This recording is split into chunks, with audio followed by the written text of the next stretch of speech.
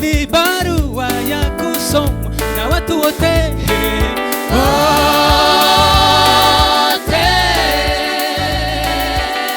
Ashukuriwe Baba Mungu anayetushangiza katika Kristo na kutuzirisha harufu ya kumjua yeye. Ila bali kwa kazi zetu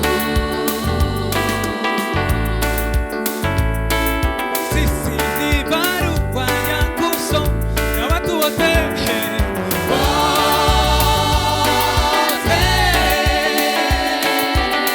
Ashukuriwe Baba Mungu anayetushangiza katika Kristo na kutuzirisha harufu ya kumjua yeye.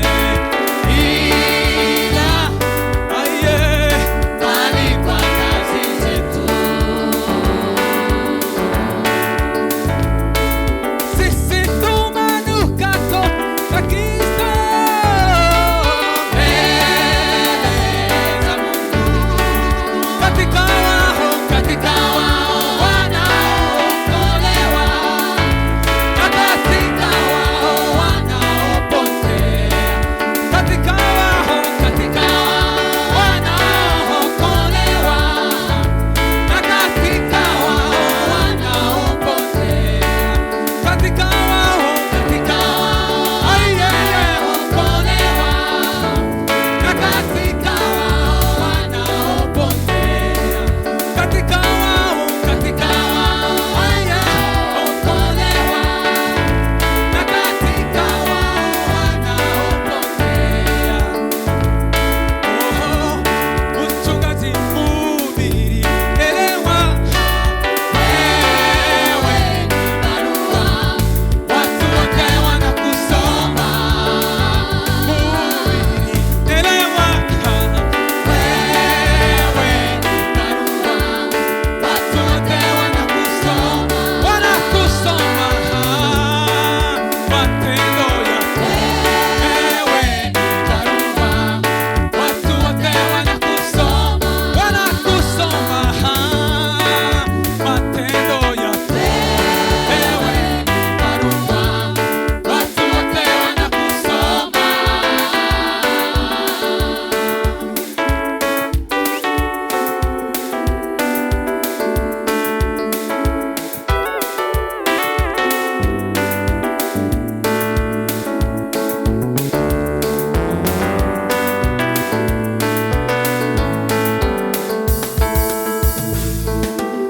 Tunadhihirishwa kwamba tu barua ya Kristo sisi iliyoandikwa si kwa wino bali kwa Roho wa Mungu aliye hai, si katika vibao vya mawe ila katika vibao ambavyo ni mioyo ya nyama.